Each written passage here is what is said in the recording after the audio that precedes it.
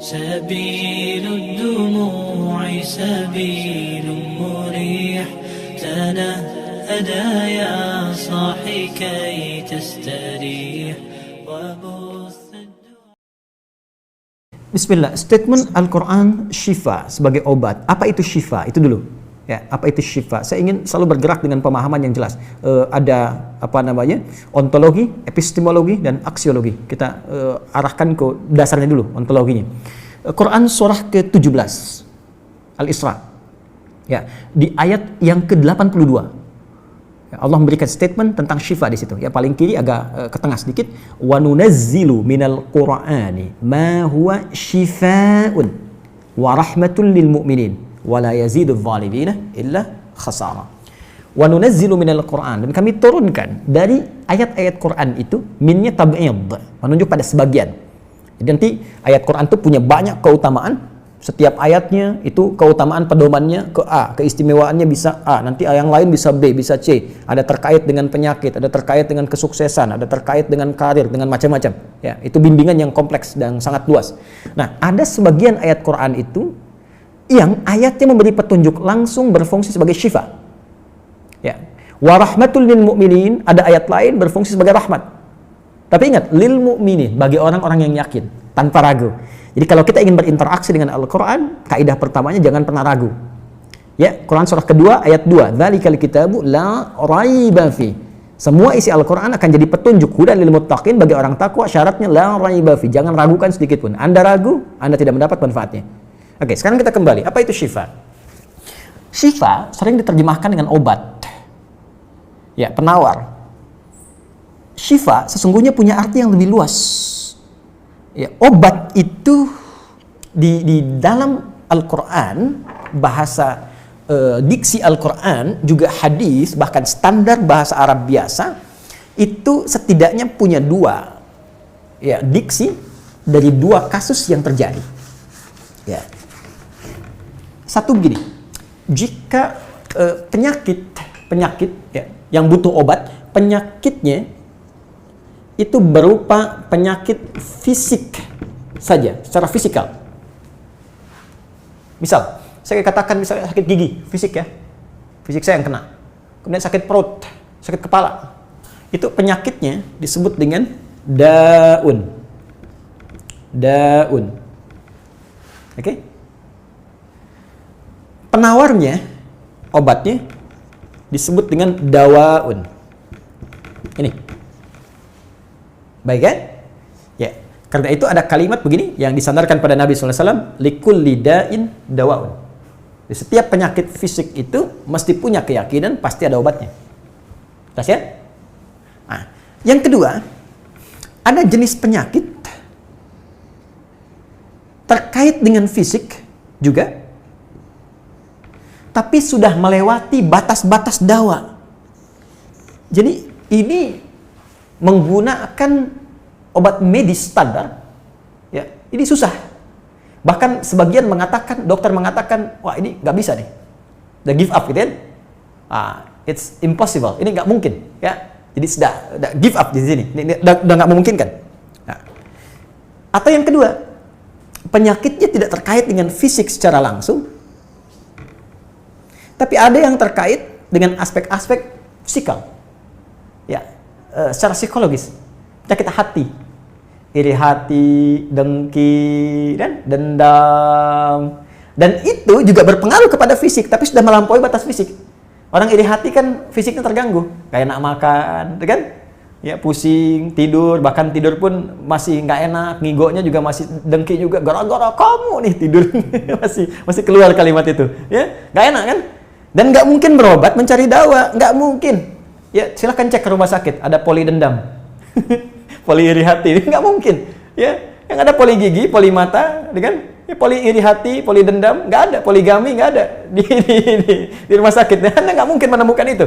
Ya, nah, maka penyakit yang lebih lekat kepada aspek non fisik itu seringkali diistilahkan oleh Al-Quran dengan kata marad namanya, maradun. Ya, penyakit hati. Karena itu ketika Allah menyifati orang munafik yang hatinya bermasalah, Allah tidak menyebutkan kata daun, tapi menyebutkan kata marad. Silahkan cek di Quran surah kedua Al-Baqarah ayat 10. Fi qulubihim marad. Ya. Di dalam hati mereka ada penyakit. Hati yang di sini bukan hati fisik ya. Ya, tapi sumber kehidupan kita yang ditetapkan oleh roh. Nanti ketika fisik itu mulai sempurna selama 4 bulan jadi mudghah. Jadi kan ada 3 tahapan seperti kita ketahui, ya. Dari mulai di Al-Arba'in, kalau kita baca Al-Arba'in, Al-Imam An-Nawawi, hadis nomor yang keempat, ya, Abdullah bin Mas'ud radhiyallahu ta'ala anhu, qala Rasulullah SAW, huwa as-sadiqul masduq, inna ahadakum yujma'u fi batni ummihi 40 yawman nutfah. 40 hari pertama, ya, itu baru berbentuk penyatuan, perpaduan antara spermatozoa dengan ovum, thumma yakunu alaihi 'alaqah, kemudian mithla dzalika 'alaqah, 40 hari kedua berbentuk zigot yang telah menempel di dinding rahim.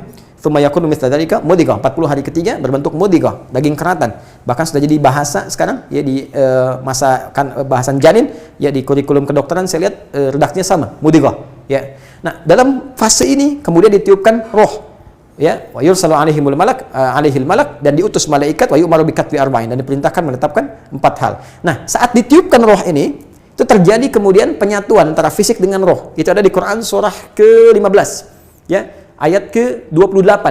Ya, wa idz qala rabbuka lil malaikati inni khaliqun basyara min salsalin min hama'in masnun fa idza sawaituhu wa nafakhtu fihi min ruhi. Jadi roh masuk ke dalam jasad seseorang, ya, ke dalam fisik seseorang. Ketika sudah masuk, dia bisa bernafas kan, ada kehidupan, unsur kehidupan. Karena itu nafas terambil dari bahasa Al-Qur'an. Jadi begitu kemudian sudah masuk roh ke dalam jiwa, menjadi nafas namanya, berubah dari roh jadi nafas. Ya, maka dia membawa 2 potensi. Ya, ada fujur, ada takwa. Di Quran surah 91 ayat 7 sampai 10. Wa nafsi wa ma sawwaha fa alhamaha fujuraha wa taqwaha. Jelas ya? Maka wa nafsi wa ma sawwaha, jika roh sudah masuk ke dalam jiwa jadi nafas, dan disitulah manusia bisa bernafas. Tapi jangan lupa dia membawa 2 potensi. Ada potensi kebaikan, takwa, ada katalis kebaikan. Saya tidak mengatakan yang buruk. Itu katalisnya. Jadi lawannya langsung. Yaitu jujur, lawannya dusta. Ya, marah lawannya sabar. Yang sabar itu takwa, jujur itu takwa. Yang marah, yang sombong, yang bohong itu namanya fujur, itu katalisnya. Di Allah menciptakan sifat marah bukan ingin membuat Anda pemarah, tapi ingin kemudian memacu supaya yang sabarnya muncul. Sebab kalau nggak ada marah, bagaimana bisa ada sabar? Itu cara membacanya. Nah, di sini terjadi pergolakan. Ya, apa kaitannya dengan ini? Orang-orang yang tidak bisa mengendalikan sifat takwanya dan tidak menjadikan sifat fujurnya sebagai katalis, tapi diikuti menjadi dominan, maka jadi penyakit di hatinya. Itu yang disebutkan dengan marad namanya. Ya, itulah yang memunculkan penyakit riya, pamer, gitu kan? Sum'ah, ingin didengar orang, sombong turunannya, ya, kemudian dendam dan sebagainya. Ini marad. Marad ini dan penyakit yang sudah melewati batas fisik, kalaupun terkait dengan fisik, nggak ada obatnya dari dawa. Yang ada hanya syifa. Maka jika ada orang tertentu yang terkena penyakit fisik yang sudah di luar batas dawa, yang medis misalnya udah nggak bisa nih, ini nggak mungkin, maka beralihlah dari dawa ke syifa.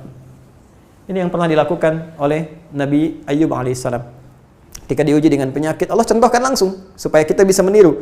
Bukankah ayat ini turun ketika Nabi diuji dengan penyakit? Ya, supaya memohon kepada Allah. Jadi kan Nabi Ayub kan divonis dengan penyakit yang tidak pernah diderita oleh orang sebelum beliau, tidak akan dirasakan oleh orang setelahnya. Yang paling menarik apa yang dilakukan? Ketika semua mengatakan nggak mungkin, lalu turun kemudian gambaran dari Allah. Quran surah ke-21 ayat 83 sampai 84. Wa ayyuba, pakai fathah loh, bukan dhamma, bukan kasrah. Ya, fathah itu menunjukkan sesuatu di masa lalu untuk dibuka bagi orang di masa depan. Ya, fathah itu dibuka. Itu ilmu lughahnya. Saya spesialisasi di bahasa Arab. Jadi di antara makna itu fathah, kenapa ada fathah, ada dhamma, ada kasrah, itu ada maknanya. Wa ayyuba, dan kami buka kisah Ayub di masa lalu sebagai inspirasi untuk orang di masa depan. Idnada rabbahu anni masanni yadhurru wa anta arhamur rahimin. Ketika beliau mulai meninggalkan opini manusia dan mulai kembali kepada Allah dengan sangat kuat untuk spesifik memohon kesembuhannya. Ya Allah, penyakit ini sudah mengganggu saya. Untuk ibadah, itu poinnya. Untuk ibadah. Jadi ternyata kalau ingin disembuhkan dengan cepat, arahkan kesembuhan itu untuk niat kita beribadah. Kalau cuma pengen sembuh saja, jangankan Anda yang belum beriman pun kalau sakit pengen sembuh. Terus Anda tujuannya apa dari kesembuhan itu? Kalau cuma pengen minta dunia, apa dengan sakit belum cukup menjadikan Anda ingat Allah? Maka arahkan permohonan itu untuk kesembuhan supaya punya niat ibadah. Ya Allah, saya pengen sholat lagi. Ya Allah, saya pengen ke masjid lagi, pengen tahajud lagi. Mohon ya Allah, penyakit ini sudah mengganggu saya tahajud, saya pengen sholat lagi. Wa anta arhamur rahimin, sedangkan Engkau yang paling sayang kepada saya. Kalau yang Maha Penyayang saja tidak menyembuhkan saya, kepada siapa lagi saya mesti memohon? Anda tahu apa yang terjadi? Begitu kalimat itu muncul dengan penuh kekuatan, keyakinan, visi yang benar, memanggil Allah dengan panggilan yang sangat halus, lembut, ya, terasa ke dalam jiwa, maka jawabannya tidak menunggu lama. Fastajabna lahu fakashafna ma bi min dhurrin wa atainahu ahlahu mithlahu ma'ahum rahmatan min indina wa dzikra lil 'abidin. Lihat ujung ayatnya. Kami langsung sembuhkan penyakitnya. Kami singkapkan semua rasa sakitnya. Kami kembalikan semua yang dia rasakan rugi. Biaya obatnya diganti dengan rezeki yang lain, kesulitannya dihilangkan, datangkan dengan yang lebih baik. Dan yang paling dahsyat lihat ujung ayatnya. Wa dzikra lil 'abidin. Kami jadikan inspirasi, pengingat bagi hamba-hamba Allah yang soleh, yang diuji dengan penyakit yang serupa, maka amalkan amalan Ayub untuk mencari syifa. Ya, maka ini ikhtiarnya. Termasuk syifa, bisa mengobati penyakit hati. Nah, lalu sekarang apa terapannya? Karena disebutkan ada ayat-ayat Quran berfungsi sebagai syifa. Ya, ini yang digunakan sebagai zikir diantaranya. Apa itu? Tadi saya sampaikan Al-Fatihah. Ya, itu lengkap. Al-Fatihah itu disebut syafiyah. Surah syafiyah, surat penyembuh. Silahkan Anda buka semua kitab tafsir. Di antara fadilah surah Al-Fatihah, kisah pertamanya adalah kisah seorang kepala suku di Arab yang digigit kalajengking. Bayangkan, kalajengking Arab pada saat itu. Ya, dan sudah kena racun dan sulit. Orang semua sudah give up, ini nggak mungkin. Ya, apa yang terjadi? Ditemukan sahabat Nabi, secara singkat diketahui, ditanya ada yang bisa menyembuhkan, mereka berkata Allah yang menyembuhkan, tapi kami bisa berikhtiar. Dipanggil mereka, dibacakan Al-Fatihah sekali bacaan, tanpa diulang-ulang, tanpa pakai alat-alat tertentu, tiba-tiba syufiyah disembuhkan sampai diberikan hadiah berupa beberapa kambing. Tapi mereka, mohon maaf izin, Ibu Rektor dan sebagainya, mereka khawatir jadi gratifikasi. Dibawalah kambing itu kepada Nabi, disampaikan, boleh nggak makan dari sini? Jawab Nabinya apa? Dari mana kalian tahu kalau surat itu bisa berfungsi menyembuhkan? Al-Fatihah. Tapi gimana cara baca Al-Fatihahnya? Karena dulu orang sekali baca sembuh, sekarang orang 1000 kali malah nambah penyakit. Apa yang salah? Nah, berarti nanti ada terapan lagi ilmu yang lain, kan? Nanti ada surah ke-26, Asy-Syu'ara ayat 80 itu zikirnya Nabi Ibrahim. Biasanya saya praktekkan ini, ya termasuk dengan kawan-kawan, saya suka sampaikan kalau ada yang dirasa-rasa sambil dipegang, sambil kembalikan kepada Allah, baca wa idza maridtu fahuwa yashfin. Kalau saya sakit pasti Allah sembuhkan, nggak mungkin dititipi penyakit kalau nggak ada hikmah di balik itu. Bisa pernah saya amalkan saat diundang saya ke Kalimantan untuk ceramah, tiba-tiba ceramahnya ba'da maghrib, sore hilang suara. Hilang. Sama sekali nggak ada. Ya begitu salat, ya kita sama amalkan tadi dengan penuh keyakinan, minta, ikhtiar juga, pakai fresh care gini, tapi kita minta, ya Allah, ya wa idza maridtu fahuwa yashfin, kalau saya sakit pasti Allah sembuhkan. Nggak mungkin ditugaskan kalau Allah nggak berikan perangkatnya, pasti diberikan. Nah, tahu apa yang terjadi? Begitu ngimamin maghrib, suara keluar, serak-serak, basah. Begitu tausiah, keluar sempurna. Ba'da isya nyambung, keluar sempurna. Habis ceramah, hilang lagi suara. Hilang lagi suaranya, supaya disuruh istirahat, gak banyak nanya orang gitu kan. Tapi itu menarik. Dan puncaknya tadi, Quran surah ke-21 ayat 83 sampai dengan 84. Tergantung kasusnya. Kalau di kasusnya misalnya kasus, mohon maaf, ya terkait dengan kehamilan, nanti ada lagi yang lain ayat-ayatnya. Ya. Misal di Quran surah ke-3 ayat 38 sampai 39. Nanti di Quran surah ke-19 menjelang persalinan, dari ayat ke-25 sampai dengan ayat ke-26. Nanti di Quran pas kalau sudah berkembang janinnya, ada di Quran surah ke-7 misalnya, ayat 189 dengan doanya dan turunan lainnya. Bahkan bisa diamati teman-teman yang di SPOG misalnya, atau di kebidanan, ada nanti ayat-ayat spesifik, Quran surah ke-22 ayat yang kelima, ya ada di Quran surah ke-23 Al-Mu'minunnya, ya ayat 11 sampai 13 itu lengkap sekali. Kita bisa gali sampai ke situ. Itu yang kita maksudkan syifa. Jadi keluarkan ayat-ayatnya, tapi bukan sekedar dibaca, dalami isinya. Sehingga paham apa yang harus dilakukan. Karena di sini nanti ada konsep ikhtiar juga. Ikhtiarnya bagaimana, ya secara medisnya seperti apa, dan pertolongan kepada Allahnya bagaimana. Terakhir Nabi pernah datangi seseorang, dia minta disembuhkan. Ya Allah, ya Rasulullah, si fulan sakit, tolong sembuhkan. Kata Nabi, idzhab ila tabib, pergi ke dokter. Kata orang ini, Anda kan Nabi, tinggal berdoa disembuhkan. Jawab Nabi sangat elegan. Pertanyaan orang ini bagus, Anda Nabi, berdoa dikabulkan, pasti. Tapi jawab Nabi sungguh elegan. Kata Nabi, kesembuhan itu dititipkan di tangan para dokter. Jadi Nabi ingin memberikan satu isyarat, Anda tetap ikhtiar. Karena tidak selamanya Nabi akan hidup. Ya, karena itu dokter-dokter mesti belajar. Saya menambahkan dokter-dokter yang bisa belajar dari Quran juga. Saya mengharapkan nanti ada dokter mata yang hafal, ya, misalnya ayat-ayat tentang doa, tentang mata, ya, riset tentang ayat-ayat mata, hadis-hadisnya apa, sehingga Anda bisa menerapkan resep-resep yang indah. Ya, waduh, kenapa nih dok, mata saya nih nggak bisa dikontrol nih, sakit. Kenapa? Saya kalau ngelihat tetangga beli kulkas sakit, kan nggak bisa dikasih obat tuh ya. Anda bisa kasih resep, Quran surat sekian, ayat sekian, ayat sekian. Nah, itu yang banyak kejadian sekarang. Ya, orang matanya sehat, tapi tidak bisa membedakan mana milik dia, mana milik orang lain. Demikian juga dengan yang lainnya. Itulah syifa. Wallahu ta'ala a'lam bishawab.